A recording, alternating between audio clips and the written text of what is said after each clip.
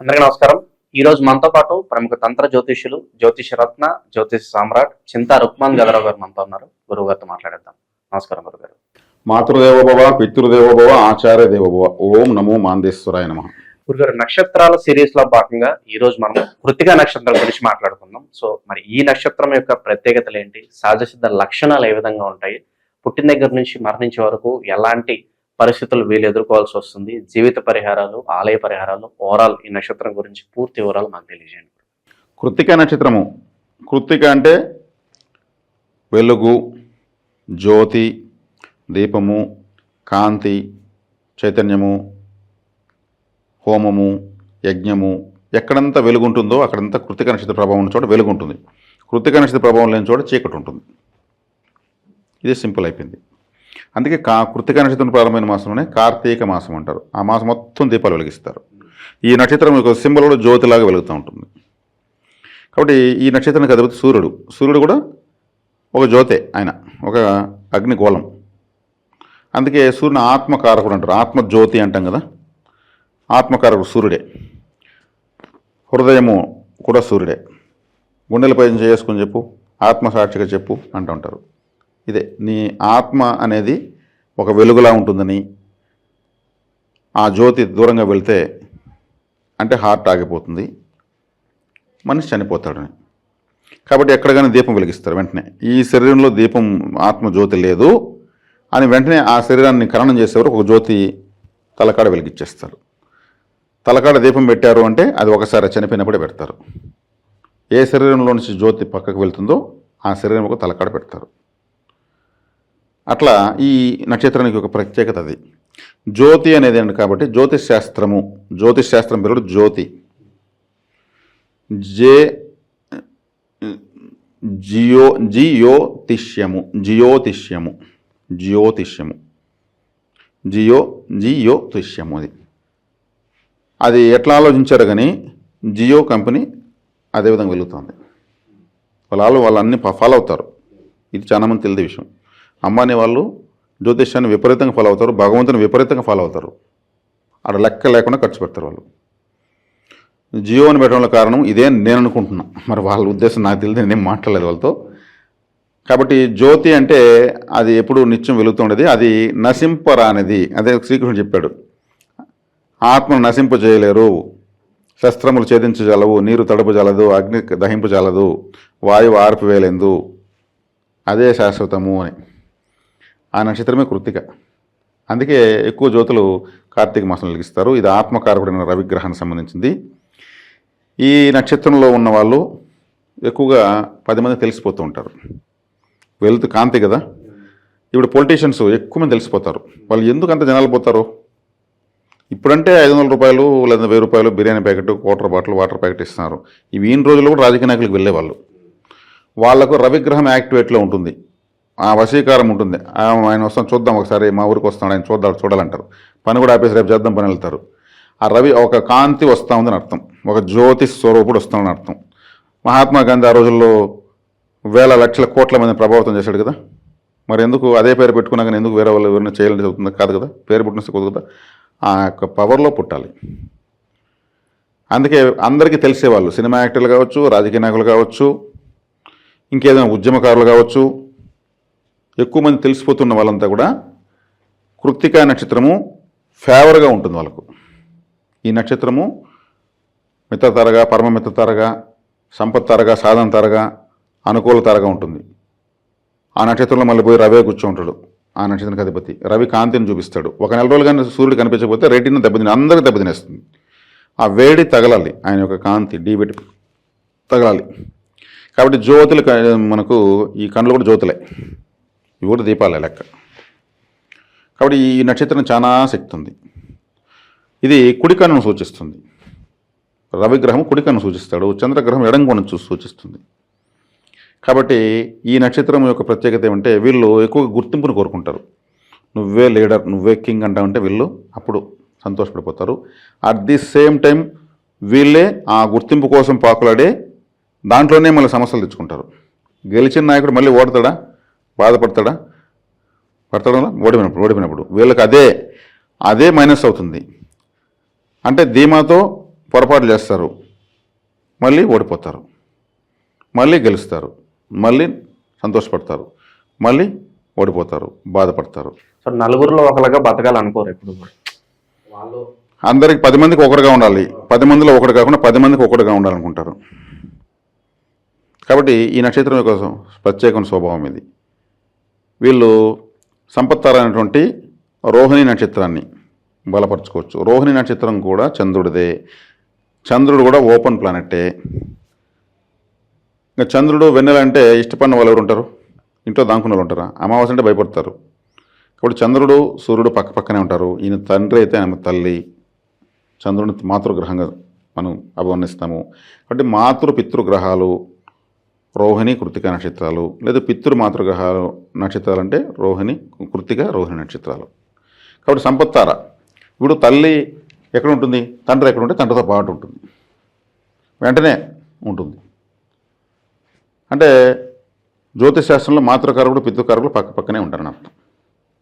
కాబట్టి వీళ్ళకి చంద్రమహాదశ యోగిస్తుంది, వస్త్ర వ్యాపారం కలిసి వస్తుంది, ట్రావెల్స్ బిజినెస్ కలిసి వస్తుంది, ఫుడ్ రిలేటెడ్ మొత్తం కలిసి వస్తుంది. ఫుడ్ రిలేటెడ్ బిజినెస్ 90%, 99% ప్రపంచంతో ఫుడ్ రిలేటెడ్ బిజినెస్లే. బోర్వెల్స్ ఎత్తుకో, చేపల చెరువుల వేలం ఎత్తుకో, మెడికల్ షాప్ ఎత్తుకో, ఫర్టిలైజర్స్ ఎత్తుకో, పెస్టిసైడ్స్ ఎత్తుకో, రైస్ వ్యాపారం ఎత్తుకో, హోటల్స్ ఎత్తుకో, టీ షాప్ ఎత్తుకో, ఇంకా వ్యవసాయం చేసుకోవచ్చు. ఇంకా ఏది ఫుడ్ కాందేది మొత్తం చంద్రుడే. కాబట్టి ఈ సంపత్తార చంద్రుడు ఒక ఇదేంది కాబట్టి ఫుడ్ రిలేటెడ్ బిజినెస్ వీళ్ళు సెలెక్ట్ చేసుకోవచ్చు. ఎక్కువ మంది ఫుడ్ వ్యాపారం చేస్తున్నారు కాబట్టి చంద్రుడి యొక్క నక్షత్రం అనుకూలంగా ఉన్న వాళ్ళందరూ చేస్తూనే ఉంటారు. కాబట్టి వీళ్ళు ఆ వ్యాపారంలో కళ్ళు మూసుకొని దిగచ్చు. ఇప్పుడు వీళ్ళు గుర్తింపు ఎలా కోరుకుంటారు? వ్యాపారాలు మల్టీ బ్రాంచెస్. ఇప్పుడు అడయార్ ఆనంద భవన్ ఉంది, A2B, దేశ విదేశాల్లో ఉంది. ఎన్నో బ్రాంచెస్ ఉంటాయి, సూపర్ మార్కెట్లు ఉంటాయి. ఈ సిటీలోనే ఒకే సూపర్ మార్కెట్ బ్రాండు జియో అంటున్నాం మన రిలయన్స్ మార్ట్లు ఎక్కువ ఉంటాయి. ఫుడ్ గ్రాసరీనే కదా. కారణం చంద్రుడు సంపత్తారగా ఉండడము, లేదంటే మిత్రతారగా ఉండడము, పరమ మిత్రతారగా ఉండడం. కాబట్టి వీళ్ళకి అలా ఉంటుంది, బాగా ఉంటుంది. ఆ వ్యాపారాలు ఫుడ్ రిలేటెడ్ బిజినెస్ ఏదైనా సరే వర్కౌట్ అవుతుంది. ప్రేమ వివాహాలు కలిసి వస్తాయి అంటే ప్రేమ వివాహం తీసుకుంటే వీళ్ళకు రవిదశతో ప్రారంభమవుతుంది, చంద్రదశ బాల్యంలో వెళ్ళిపోతుంది, కుజదశ పెడుతుంది. కుజదశ వచ్చేక్కడికి 7, 10, 17 వీళ్ళకి ప్రేమ వివాహాలకు బలం ఉంది. రాహు దశ పెడుతుంది యుక్త వయసులో. రాహు వచ్చేక్కడికి ప్రేమ వివాహాలు ఇప్పుడు వేరే గ్రహము ప్రేమ వివాహాల కారణమైతే పెద్దల అంగీకారంతో ప్రేమ వివాహం, love come arrange marriage. Rahu యుక్త వయసులో రాహు దశ తగిలితే లేచిపోవడమే. మరి ఆ రాహు క్రూరంగా కుజుడు ఇంకేదైనా నీచబడిన గ్రహాలతో ఉంటే వాళ్ళే ఎవరైనా బలాత్కారం చేయడము, జైళ్ళకి వెళ్ళడము ఇట్లాంటివి జరుగుతాయి. రాహువు కోరిక అనేది చంద్రుడు, మరి మోహం అనేది శుక్రుడు, వ్యామోహం రాహు. అంటే ఆ మోహం కాస్త పరిధులు దాటి పరితాపం అంటారు. దానికి హద్దులు ఉండవు, హద్దులు పద్దు ఏమీ ఉండదు. క్రమశిక్షణ లేనటువంటి ఒక ఆశ, అత్యాశ, బరితెగింపుతో కూడుకున్నటువంటిది వ్యామోహం.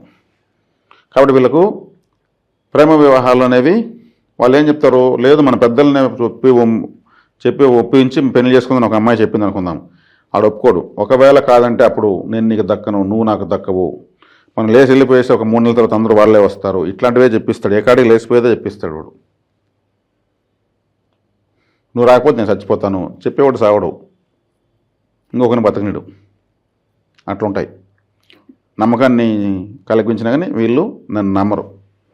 మోసం ద్వారానే సూపర్గా ఉంటుందనే విధంగా నమ్ముతారనమాట. అంటే వీళ్ళకి ప్రేమ వివాహాలు బాగానే ఉంటాయి, కానీ ఆ గ్రహాల అనుకూలతగా ఉంటే అరేంజ్ మ్యారేజ్లు అవుతాయి. ఇప్పుడు నేను చెప్పినట్టు అప్లై కావాలని రూల్ ఏం లేదు. ఈ నక్షత్రంలో హట్ అవ్వాల్సిన అవసరం ఏం లేదు. వాళ్ళ బర్త్ చాట్లో ఏ బర్త్ చాట్లో మారిపోతుంది, ఫార్మాట్ మారిపోతుంది, వేలముద్ర అలా మారిపోతుందో అలా మారిపోతుంది. ఇక ఫార్ములా మనం చెప్తున్నాం అంతే. ఇది ఆశ అందరికి అప్లై అయితే అందరూ ఈక్వల్ హైట్, ఈక్వల్ కలరు, ఈక్వల్గా ఉండిపోవాలి. అంత జ్యోతిశాస్త్రం సమానంగా ఉంటే మన జ్యోతిశాస్త్రం మీనింగ్ లేదు. సహజంగా చెప్పేస్తున్నాము, ఇది భర్త చాట్లో మారిపోతుంది. వీళ్ళ వివాహ వ్యవస్థ ఎలా ఉంటుంది? ఏ నక్షత్రాల వాళ్ళని పెళ్లి చేసుకోవాలంటారు? వీళ్లకు పూర్వాషాఢ నక్షత్రం వాళ్ళను వివాహం చేసుకోకూడదు. పూర్వాషాఢ వాళ్ళు వీళ్ళకు వేద నక్షత్రం. ఆ నక్షత్రంలో వివాహం చేసుకోకూడదు.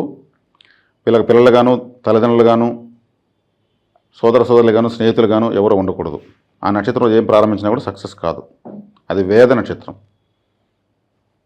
పూర్వాషాఢ. కాబట్టి ఆ నక్షత్రంలో సంబంధించినటువంటి ఏదైనా ఆహారం ఉంటే కూడా తీసుకోకూడదు.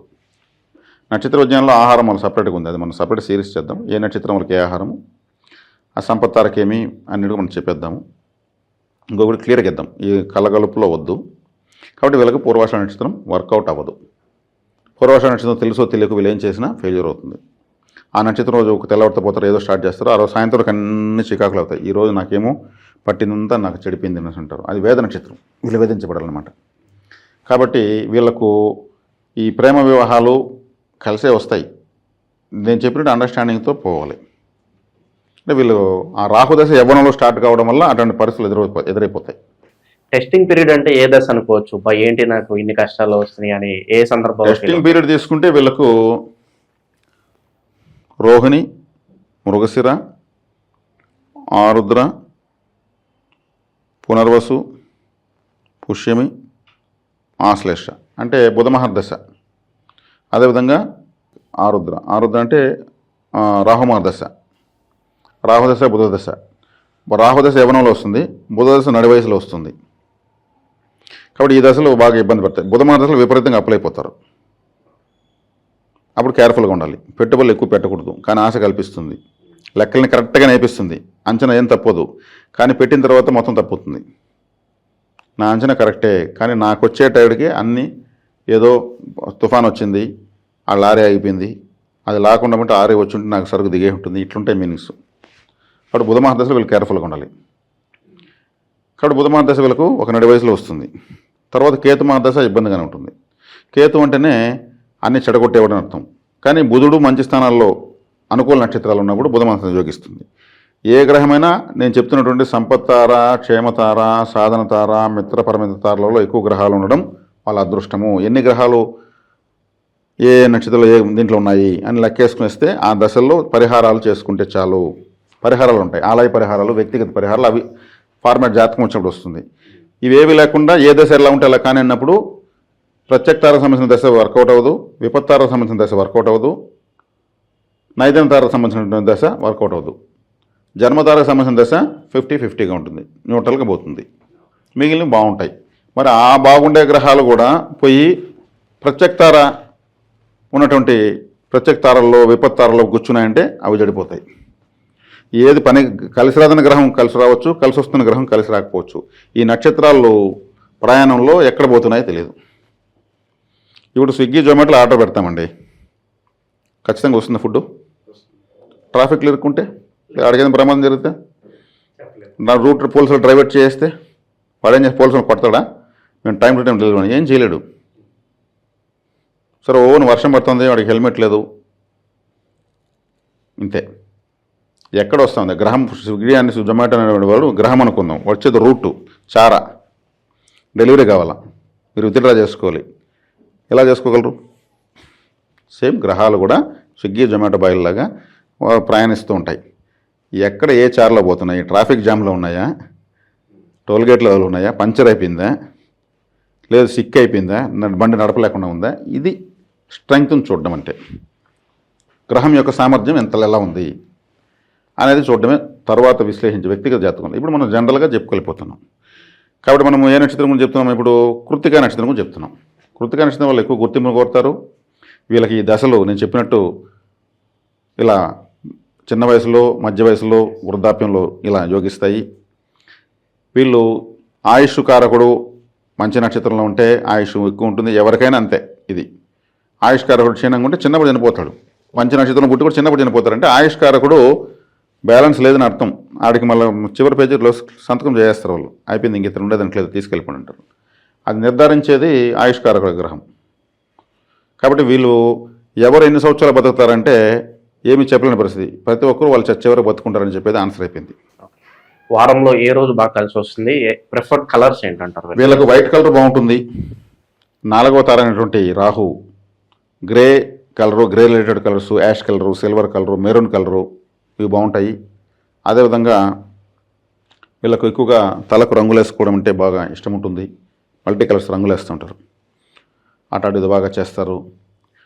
అదేవిధంగా ఎక్కువగా వివిధ రంగాల్లోకి వెళ్ళిపోవాలని చూస్తుంటారు.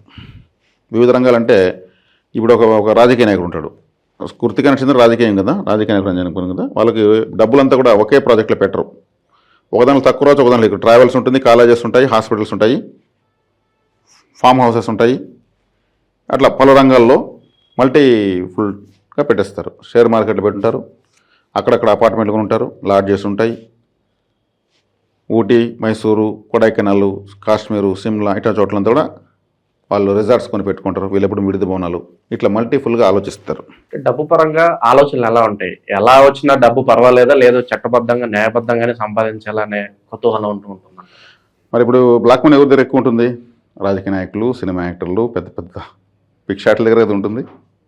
అంటే ఈ కృతిక నక్షత్రంలో పుట్టినటువంటి వాళ్ళకు వీళ్ళకి గ్రహాలు మిత్రతారలు, పరమ మిత్రతారలు, సంపత్తారలు అధికంగా గ్రహాలు ఉండడం వల్ల సంపద ఎక్కువయ్యి ఆడిటింగ్స్లో ప్రాబ్లం వచ్చి అది బ్లాక్ మనీగా కాల్ చేసి పారేయలేరు కదా, దాన్ని ఇంకొక రకంగా ఏదో చేయాలనేసి ప్రయత్నిస్తుంటారు. అది రాహు.